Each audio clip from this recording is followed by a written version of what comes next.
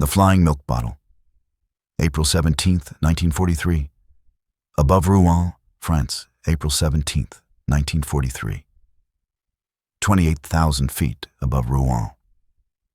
The sky is thin and cold, the kind of cold that burns your lungs even through an oxygen mask. Lieutenant Frank O'Neill of the 56th Fighter Group adjusts his goggles against the glare. Ahead of him, the silver belly of a B-17 flashes in the sun. Below, the French countryside crawls by like a green-brown quilt. He checks his instruments. The needle on the turbo supercharger gauge trembles. Airspeed, 330 knots and climbing. Altitude, nearly 6 miles above the earth. Then the radio crackles. "Bandits, 10 o'clock high." O'Neill banks hard left. The horizon tilts, and there they are. Dark specks slicing across the blue. The black crosses on their wings catch the sunlight. Fu-190s. Fast, deadly, Germany's best. O'Neill's wingman whistles through the mic. "They're diving on the forts. Let's move." The big Republic P-47. Thunderbolt shudders as O'Neill slams the throttle forward. The 8-cylinder Pratt & Whitney R2800 radial engine growls to life, 2,000 horsepower surging through the airframe. But compared to the sleek German fighters, the P-47 looks like a barrel with wings. Luftwaffe pilots called it the Fliegende Milchflasche, the flying milk bottle. Heavy, slow to turn, and enormous compared to their nimble Messerschmitts and Focke-Wulfs. When the Thunderbolts first appeared over France that spring, German pilots mocked them openly. One ace was overheard laughing, "If I hit one of those, I'll need a bomb, not bullets." But O'Neill isn't laughing. The Germans are closing fast, too fast. Tracers zip past his canopy, red lines against the pale sky. He rolls inverted, dives sharply. The altimeter spins. The FW-190 follows. Its cannon thunders, 20mm shells tearing through the air where the P-47 had been a second before. Then O'Neill pulls the stick back and slams the throttle open. The turbocharger whines like a siren. At 400 mph, the Thunderbolt begins to climb. Not sluggishly, not desperately, but with brute force. The big radial engine howls. The Focke-Wulf tries to follow, but stalls, its nose dropping as the thin air chokes its engine. O'Neill grins behind his oxygen mask. Not laughing now, are you? The P-47 rockets upward into the sun, rolls over, and dives again. Guns blazing.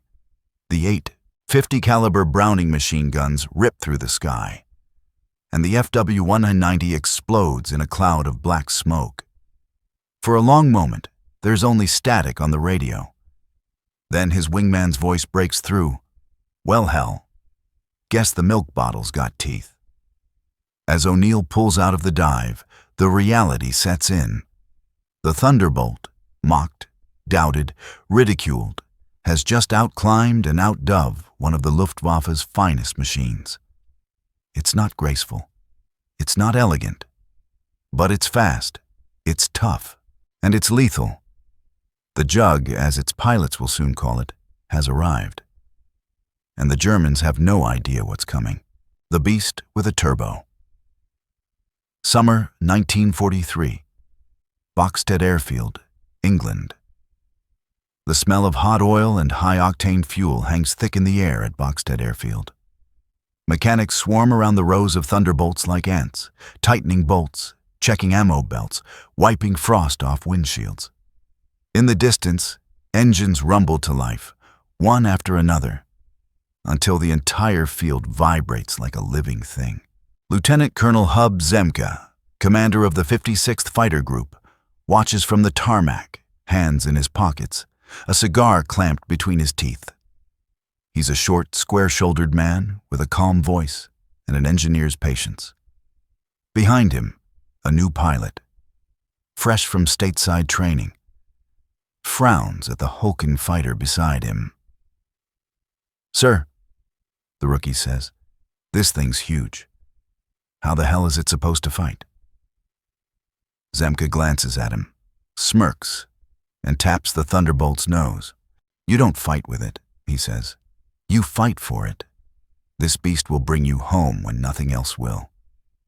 He isn't wrong. The Republic P-47, Thunderbolt was the heaviest single-engine fighter of the war. Fully loaded, it weighed over 7 tons, more than a German bomber. At first, it was too big, too complex, too unconventional. But inside that bulk lay a monster. Its Pratt & Whitney R2800 double wasp engine, combined with a massive General Electric turbo supercharger, gave it unmatched power at high altitude. Most engines gasped for air above 25,000 feet. The P-47 thrived there. As Zemke's men soon learned, the higher you climbed, the meaner it got. By late summer, the 56th Fighter Group, call sign Zemke's Wolf Pack, began flying bomber escort missions deep into occupied France and Germany. Their job: keep the B-17 flying fortresses alive long enough to drop their payloads, and live to tell about it. The Luftwaffe had ruled that airspace for years. The sky was their hunting ground. But then the P-47s came. From bases in Norfolk and Suffolk, the jugs screamed into the upper atmosphere, their turbochargers shrieking like banshees. When the Germans climbed to meet them, something unexpected happened. The P-47s didn't fall behind. They climbed past them. FW-190 pilots, who had once toyed with British Spitfires, now found themselves gasping for speed as the American monsters closed in from above, diving like thunderbolts. The name finally made sense. One Luftwaffe ace, Major Hans Philipp, later admitted to a captured Allied officer, "We thought your Thunderbolt was too slow, too fat. Then it came from the sun and killed my wingman before I could even turn." The Thunderbolt's 50 caliber machine guns, 8 of them firing at nearly 8,000 rounds per minute, shredded enemy aircraft in seconds. But what made it truly terrifying was its endurance. A P-47 could take hits that would turn a Messerschmitt into confetti. Holes in the wings, shrapnel in the fuselage, even a dead cylinder, and still bring its pilot home. Pilots began to joke that the jug wasn't made of aluminum, but of revenge. One story made the rounds of a P-47 returning to base with its entire tail nearly shot off, still flying steady enough to land. The pilot climbed out, pale and shaking, and said simply, she didn't like it much. But she didn't quit. By the autumn of 1943, the laughter in the Luftwaffe mess halls had gone silent. The flying milk bottle had become the hunter, and the Germans were beginning to realize that for every pilot they downed, 2 more Thunderbolts took his place. The sky over Europe was shifting, and at its center was the sound of a single, thunderous engine, rising higher than any of them thought possible. The turning point in the sky, October 1943, over Schweinfurt, Germany. 30,000 feet above Schweinfurt, the air is alive with death. Columns of black flak burst among the bomber streams, each explosion sending shrapnel and smoke through the sky. Below, the city burns, a furnace of steel and fire. Above it all, the B-17s push on, engines roaring, wings trembling under the strain. For months, these bombers had flown into Germany nearly alone. Easy prey for Luftwaffe interceptors. Each mission meant staggering losses. But today, the fortresses aren't alone. Trailing behind and above them are the P-47 Thunderbolts. Silver streaks against the haze, escorting the bombers farther than ever before. Captain Francis "Gabby" Gabreski, one of Zemke's best, scans the horizon. His cockpit is a furnace, the engine heat pressing through the armor plating. The oxygen mask itches against his face. "Bandits, 11 o'clock, high!" Gabreski's gloved hand tightens on the stick, he spots them. A swarm of FW-190s diving in from the sun. "Wolfpack, break formation!" The radio crackles as 20 Thunderbolts split in perfect unison, rolling into the attack. The Germans think they're facing the same sluggish beasts they mocked 6 months ago. They're wrong. The P-47s climb straight into the intercepting wave, engines howling, turbochargers shrieking. At 35,000 feet, the Focke-Wulfs begin to choke on thin air. The P-47s don't. Gabreski's plane, HVA, rockets upward, levels, then dives headlong into the enemy formation. He lines up the lead FW-190 in his sights. 8 Brownings thunder at once. The German fighter disintegrates, wings shearing off, fragments tumbling through the clouds. "Splash one!" Gabreski yells.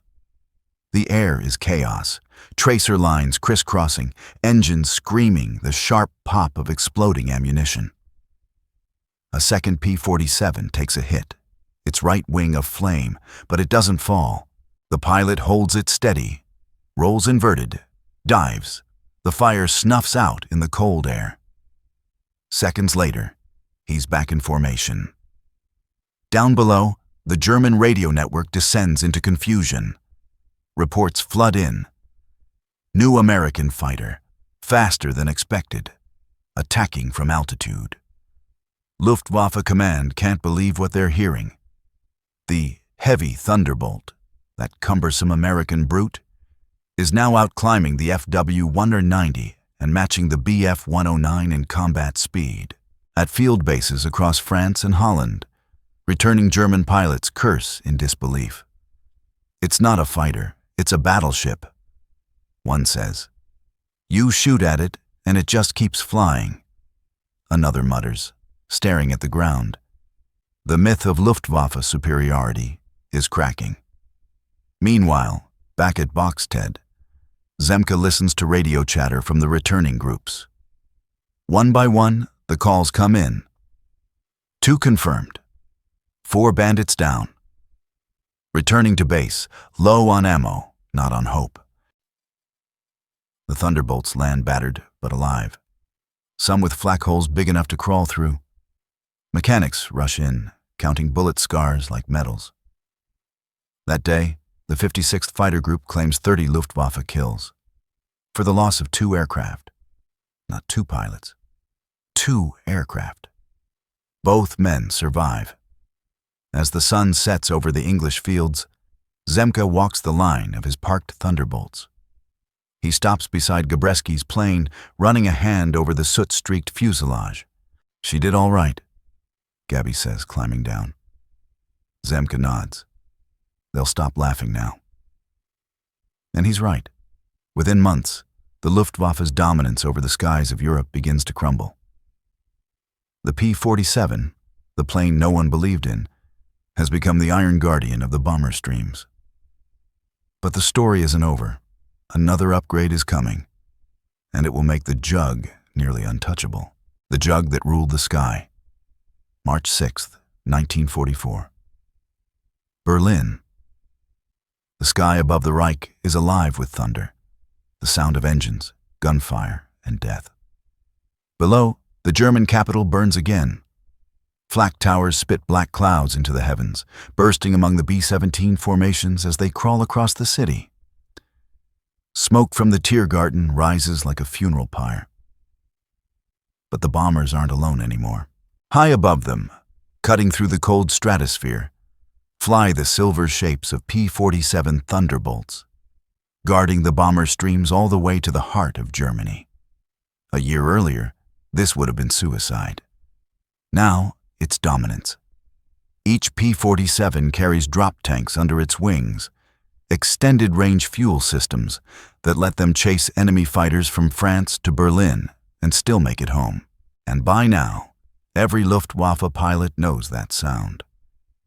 The deep, rising growl of the Pratt and Whitney engine, followed by the metallic scream of the turbocharger. To the Germans, it's the sound of inevitability. Captain Robert Bob Johnson of the 61st Fighter Squadron flies at 27,000 feet. His canopy rattles as flak bursts nearby, rocking his P-47. Below him, two B-17s trail smoke, one spiraling down through the clouds. "Easy, boys," Johnson mutters over the radio. "Stay tight. We've got company." A formation of Messerschmitt Bf-109Gs dives out of the sun, cannons flashing. The first salvo tears through the tail of a fortress. The bomber lurches, then drops away. Break left, Johnson calls, and dives. The Thunderbolt shudders as it plummets. 400, 450, 480 Mepr-Z, the air screaming past his canopy. The Germans try to follow, but can't. The P-47 was built for this. Its thick wings and heavy frame allow it to dive faster than any piston engine plane in the world. Even the best Luftwaffe aces knew: never chase a jug in a dive. Johnson pulls up hard, his G-suit tightening around his legs, vision tunneling. The 109 flashes past below him, helpless. He rolls inverted and comes down behind it. The reticle drifts over the target. He squeezes the trigger. 850 cals roar in unison, a wall of tracers. The Messerschmitt explodes in a flash of fire and smoke. "Splash one!" The radio bursts with cheers, but Johnson doesn't celebrate. Another wave is coming. 10 FW-190s rise through the clouds, climbing to meet them. They're faster at low altitude, brutal in a turn fight. But this time, the Americans have the advantage. Zemke's Wolfpack attack from altitude. The P-47s swoop down as one, sunlight flashing off their wings. The Luftwaffe formation shatters, half scatter, the others engage. For 15 minutes, the sky becomes a storm. Black smoke, tracer fire, and the sound of engines clawing for air. When it's over, the Germans are gone. Not one bomber is lost to fighters that day. Back in Berlin, Luftwaffe Command listens to the field reports in disbelief. The Bf-109, their once unbeatable workhorse, is now outclimbed and outdoved by American escorts. The Fu-190, their best low-altitude killer, can't even reach the bombers before being intercepted. By spring, German aces begin calling the Thunderbolt der Donnerkeil. The Thunderbolt, the lightning strike. Major Walter Uesau, one of Germany's top fighter leaders, summed it up bitterly. The Americans now own the sky. That summer, the P-47, once mocked as a flying milk bottle, becomes the terror of the Luftwaffe and the scourge of German ground forces alike.